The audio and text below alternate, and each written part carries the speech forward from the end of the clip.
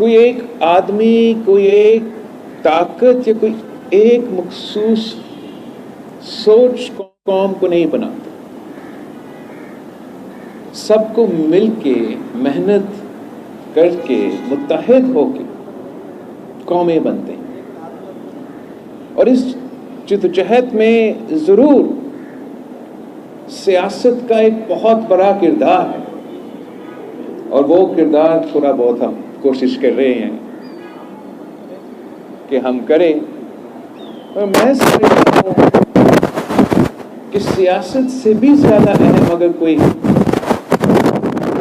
دور ہو جاتے ہیں تو وہ ملک کہیں گم ہو جاتا ہے. اور پاکستان کی اس خطے کی تاریخ جو ہے وہ آپ کے سامنے ہے.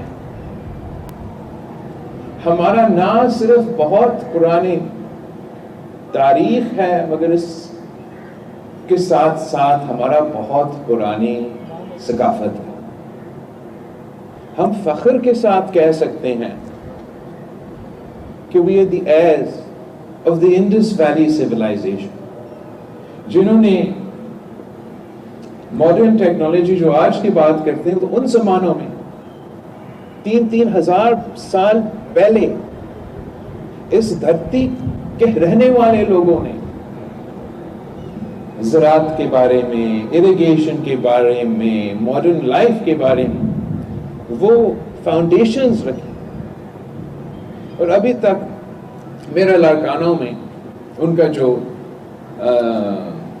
ہسٹوریکل سائٹ موجود ہے، it is evidence of that time. اور ہمیشہ اسی خطے میں رہنے والے لوگ نے بہت بڑا کردار ادا کیا. ہم نے اپنا ملک قائم کیا، اور وہ بھی دیکھو ہم نے کیسے کیا. کیا ایک گولی چلی؟ کیا اس لیے پاکستان بنا اس لیے ہمارا فوج سب سے زیادہ طاقتور اور مضبوط فوج تھا اس وقت؟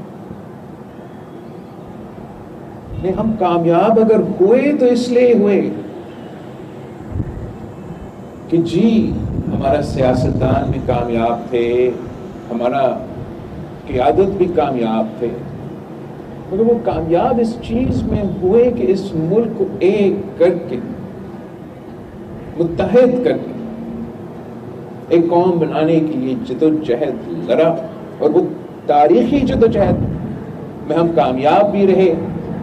اور میرے پیچھے وہ ادارہ ہے، جگہ ہے جہاں سب سے پہلے پاکستان بننے کی حمایت کا جو ریزولوشن ہے وہ پاس ہوا.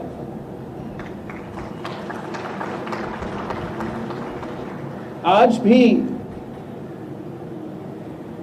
پاکستان ایک نیا دور کا مقابلہ کرنا پڑے، اور اگر ہم مل کے متحد ہو کے اپنا تاریخ کو اپنا کے، اپنا ثقافت کو اپنا کے ایک ہو کے اس نیا دور کا مقابلہ کرتے ہیں، تو میں کنونسڈ ہوں کہ ماضی کی طرح اس دور میں بھی پاکستان کے عوام، اس دھرتی میں رہنے والے ترقی کریں گے. مگر اگر ہم آپس میں ہی لڑ پڑیں گے،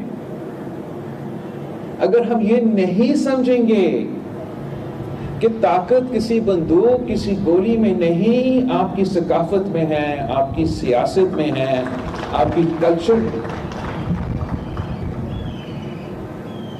تو پھر